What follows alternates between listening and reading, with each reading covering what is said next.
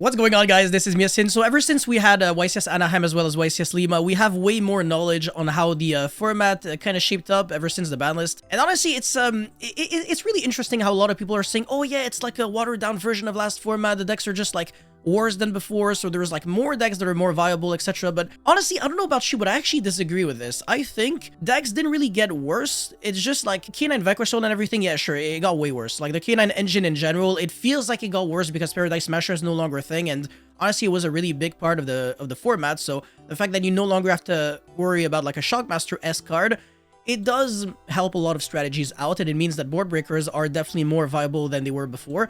But at the same time, a lot of people are doing extremely degenerate things, and there are a lot more degenerate decks than before, I want to say. So it's like a more diverse format, but not necessarily in the best way possible. And we are seeing way too many floodgates right now, like even more than last format, arguably. And that's the reason why I wanted to make this video, to cover all the cards that I think should get banned, and kind of make a prediction video on whether they will get banned, or maybe get banned, or most likely will dodge the ban list, because perhaps Konami has like a secret agenda. Anyways, before we go any further, as always, you know the drill. Smash the like and subscribe button, really motivates me a lot to keep making videos like these. And with that being said, let's get right into it. So the first cards that we will be reviewing will be the barrier statue monsters. And honestly, I am kind of fed up of treating them like super individually as if they were completely different.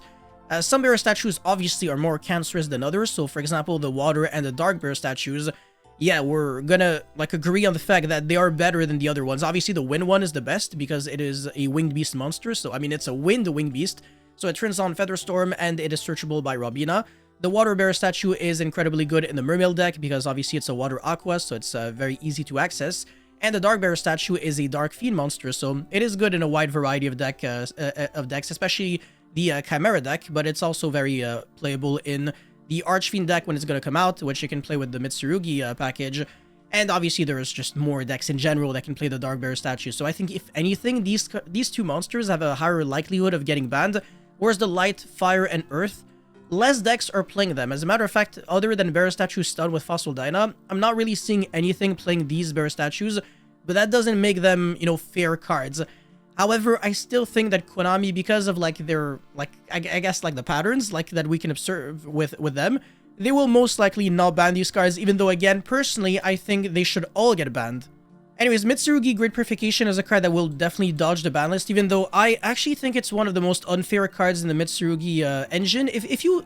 Omni Negates are cards that overall, for the most part, should not exist. I mean, or if they do exist, like, they should be checked a little more, because I think they're just a little too good by nature. Like, the fact that you can negate anything every single time. Like, I want this game to have more Regekis, more Dark Holes. I want those cards to be good. I think these cards are very fair. I want Board Breakers to be at least on the same level as Hand Traps, potentially better, because I think Yu-Gi-Oh! Is a more fun and interactive game when everybody gets to play, everybody gets to make a board, but also everybody gets a chance at breaking the board and playing going second.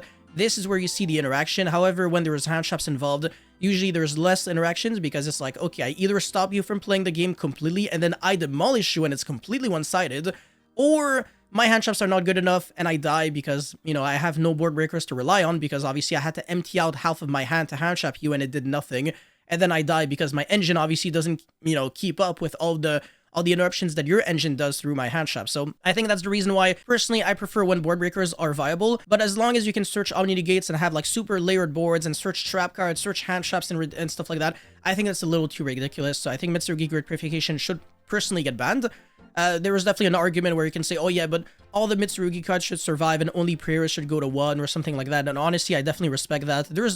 For everything that I'm saying right now, there's always like a perfectly viable alternative, and I will give you that. I think banning Grade Purification is also very legit, but honestly, I don't think that's gonna happen. I think something else will happen instead. Anyways, Triple Tactic Talent is a card that I generally believe Konami has a higher likelihood of banning than any of these cards so far, just because going first definitely just is... It feels unfair when you look at your opponent's hand. That's like the really unfair effect about it. Obviously, K9 Noroi can also look at your opponent's hand, but it's like a talent at home because it doesn't rip a card at the same time. So sometimes you can still win through Noroi looking at your hand. That actually happened, where I won against someone even though like my opponent had full hand knowledge, because the 6th card that I drew for turn was kind of nice. I'm not gonna lie. It was heavy polymerization. Yeah, I'm just talented at the game. You know, it's not my fault. You know, even though it kind of is. Look, Lunite best deck. But anyways, triple tactic talent going second as a fair card. So I think as a one of off of thrust is reasonable. So that's the reason why it's in maybe. Otherwise, it would have been in a 100% band. This is more of a prediction list than a wish list, by the way. And if it is a wish list, if it is a prediction list, maybe there is even a world in which this should go in Will Dodge. But I think Konami might potentially look in the future and be like, okay, Archfiend can easily summon this card. Mermail can still abuse this card. These are the two most toxic bear statues that are, you know, legal right now. Anyways, Call by the Grave, again, just like Triple Tactic Talent, it's just a card that decreases the amount of interaction in the game. Like, okay, my deck is already unfair going first, and on top of that, your hand traps don't do anything. It's either like the hand trap should resolve every single time to give you a fair chance going second, or hand trap should not really be a thing, or at least like you should only have like in-engine hand traps like Vanquish Soul Holisu, for example, or Izuna, Phimena. These kinds of cards I think are fair, but when everybody is playing the exact same 16, like 18 hand traps, it becomes a little annoying. I even think the Dominus cards are fair, even though they're extremely good. At the very least, not everybody can play all of them, so you know it's fair game to me. Imperial Princess Conquery is a card that honestly has an extremely high likelihood of getting banned, and I think if anything, it's very debatable whether like Dagda, Princess, or Mjolnir is getting touched, but this is kind of like the Albion the Sanctifier Dragon. This is Gimmick Puppet Nightmare, and Dagda is... it's hard to explain. It's just like, without Dagda, you can still kind of Mjolnir log because you can go into Shooting Riser Dragon, send this from deck to grave, and then you can still give it to Princess, so... if you ban Dagda, it doesn't actually solve the issue. If you ban Mjolnir, then it's just going to be replaced by something else, honestly. And you can spell cancel log. But if you ban Imperial Princess, you are fixing so many issues at the same time. No more Mjolnir lock, no more spell canceller, and also it's a future-proof update. It's going to make it so that when there's like new degenerate level 5 monsters, at the very least, you're not going to be able to like turbo them out super easily with Imperial Princess. So again, the argument of do you ban Gimmick Puppet Nightmare or do you ban Albion the Sanctifier Dragon, it's this is like a metaphor for that, but I do believe in this context, Konami will absolutely ban Imperial Princess. I think it makes the most amount of sense, especially since Kamal just won the YCS Anaheim with Crystron K9, and this was a very big part of his strategy. Macrocosmos, I do not believe will get banned. I think it'll dodge, but I do think that Macrocosmos and Dimensional Fissure, they are in the same boat. There might be a world in which Dimensional Fissure gets limited just because of like its prominence in the Mitsurugi deck. But at the same time, if they do cripple Mitsurugi, maybe it's not going to get hit. But honestly, well, a world without these cards is much better. Shifter, I think we've gone to the point where Shifter getting banned makes way more sense than ever. It's still one. It's a really frustrating and sacky one-of to, you know, to be on the opposite side of. I've seen people get Shifter like 2 times in a match, which is ridiculous. When it's an unsearchable one-of, you have a 12.5% chance of having this in your opening 5, and manage to get Shifter twice in the same match. That's ridiculous. I think just because of that, I mean, not obviously not just because of that, but just overall these sacky bullshit one-ofs. It's not like they make the game more interesting. Like it doesn't. You can't use the argument of, oh yeah, but it keeps you on your toes, bro. Everything can keep you on your toes if it's broken. Like this is so stupid. No, Shifter has to go, honestly. And I think if Konami was like, you know, ballsy enough to limit the card in the first place, they definitely can ban it now. It definitely is logical. Different Dimension Ground, I think they were going to limit this card before they were going to ban it, so I do not believe they were going to ban this card. But again, like a world without this card is much better. Fossil Dyna getting banned actually makes so much sense when you think about it. It's honestly degenerate. You can search it with Gallon Granite. It's playable in only unfair degenerate bullshit decks that are just not interactive at all. Yeah, it honestly, if anything, you can argue it's worse than the bear statues. It's super easy to search. And yeah, just good riddance, honestly, if it gets banned. Mochimi Fueros, yeah, this is not getting banned, honestly. I think if it has like the lowest likelihood of like out of all these cards to get banned, if anything, maybe it can get semi-limited. Maybe, but nah. Lunite Liger Dancer. I do not believe this card is going to get banned. I think if anything is going to go to 1, and it will change something, because if there's only 1 Liger Dancer, then if you kaiju them once, honestly, it hurts like crazy. But if there's 2 or 3 Liger Dancers, well, I mean, most people only play 2, but if there's like 2 Liger Dancers and you kaiju 1, it doesn't do anything, you still die. So yeah, there is a big difference between 1 and 2 Liger Dancers, not a big difference between 2 and 3. I do not believe this card is going to get banned. And I also don't really believe this card is going to get limited. There's like natural options that technically every deck can have access to Outliger Dancer. It's just that you're going to have to make a lot of sacrifices. That's the issue. Okay, Herald of the Arclight. I think we can all agree on this one. Konami has to ban Herald of the Arclight. This card has never been this problematic. Like, last format, it was actually less annoying because it was just an Omni Negate and a continuous Floodgate.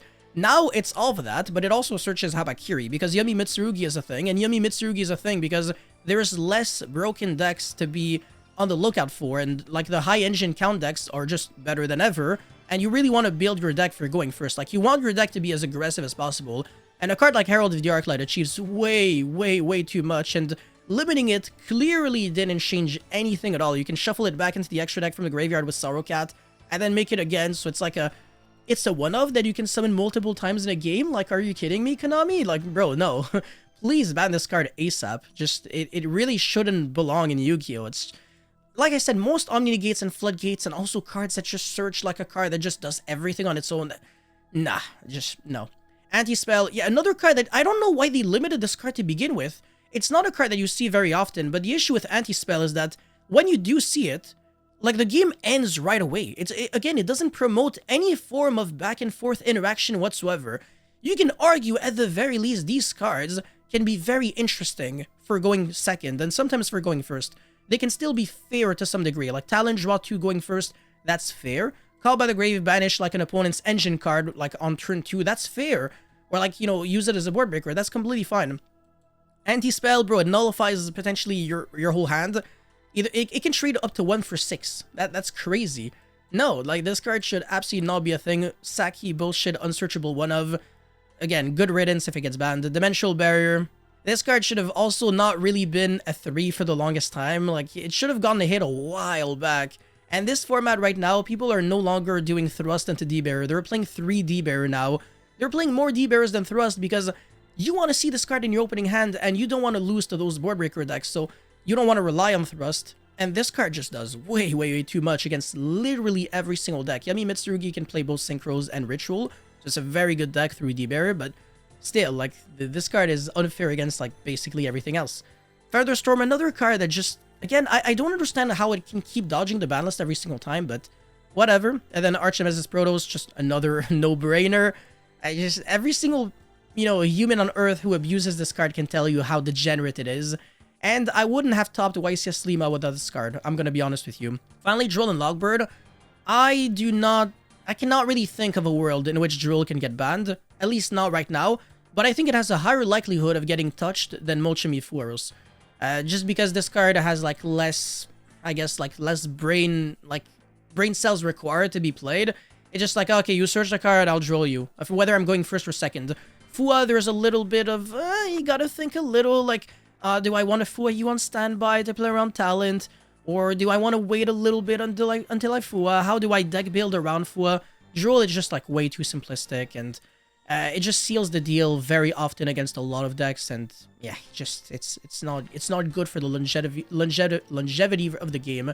So I might actually put it in here, but honestly, I don't really believe it too much. I think it'll dodge. Whatever, we never know. But yeah, that's pretty much it for my prediction list of all the cards that are getting banned. I think the only ones that are for sure getting banned, at least like this year, like 2026 at the latest, will be all these cards, and I think we can all agree on the fact that they are degenerate.